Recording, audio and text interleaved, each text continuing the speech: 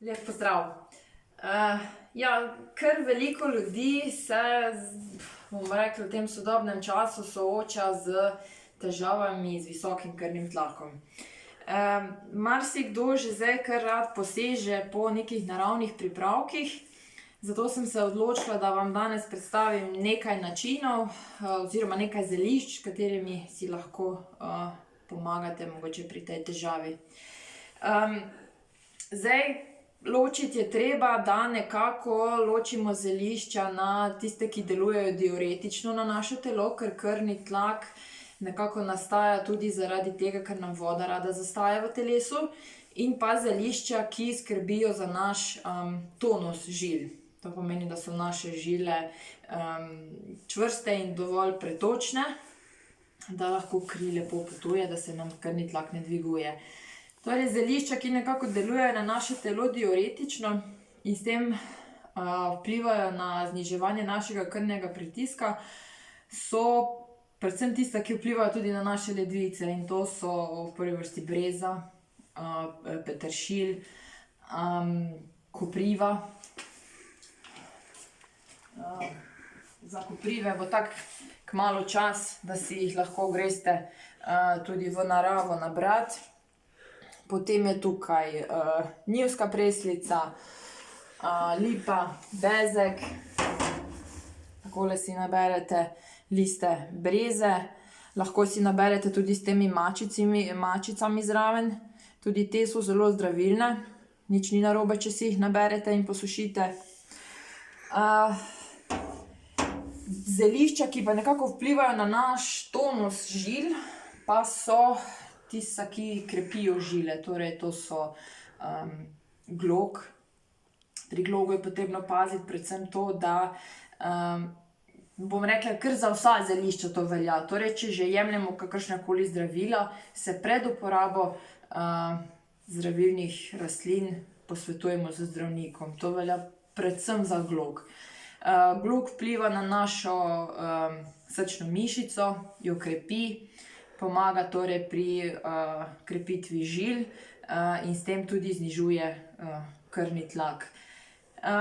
Potem so tukaj še črna kumina, črnika. To so v bistvu uporabljamo semena črne kumine, ki jih pred uporabo vedno zmeljemo. Potem so tukaj še česen, zelo poznan, predvsem kot antibiotik. Česen, bom rekla, širi žile, s tem pomaga, da je kri bolj pretočna, hitreje se pretaka in s tem znižuje krvni tlak. In še pač seveda, bom rekla, vsi ostali luki, divji luki. To so na primer, če imaš, potem je vanež, če ga poznate. Ta je že kar, bom rekla, ena divja rastlina. Potem so tukaj še limonska trava. Zdajle še imate čas, da zdajle konec februarja pa v začetku meseca marca naberete še belo omelo. Tudi ta skrbi za bolj, bom rekla, bolj močne žile, krepi žile in znižuje krvni tlak. Kot sem povedala, pri vseh rastlinah je potrebno paziti na to, da jih ne mešamo z raznimi zdravili, ker lahko pride do interakcij. Mogoče je malo manj poznana rastlina, ki znižuje krvni tlak, bazilika. Tule imam sicer posušeno. Bazilika deluje trenutno, torej to pomeni, da kadar nekako začutimo, da se nam je krvni tlak zvišal. Kako pa to začutimo? Takrat, kadar začutimo neko vrtoglavico, glavobol, mogoče malo slabosti.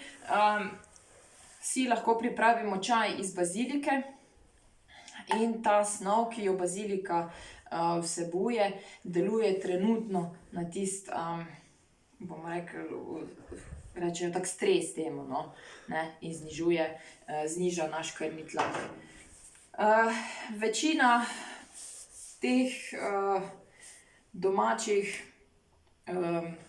zelišč je najboljše, da se jemlje v obliki čaja, nekaj v tinkturah. Dobro pa je tudi, da se rastline med seboj ne mešajo, torej uporabljate le izključno eno rastlino, vsako posebej. Pomembno je tudi to, da pazite na prehrano, da v prehrano ne vključujete veliko sladkorja, da zmanjšate količino soli in pa da v prehrano povečate količino semen.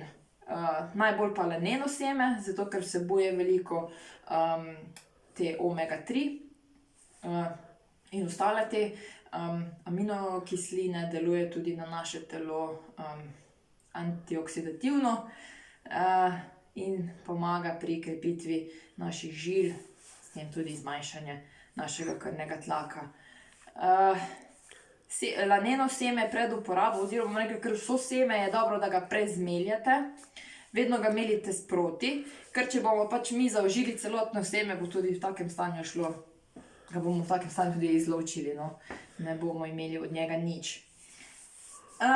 Če pa imamo težave z nizkim krvnim tlakom, pa moramo vzeti tisto zelišče, ki, bom rekla, nas pogreje in pa ki pospeši krvni obtok.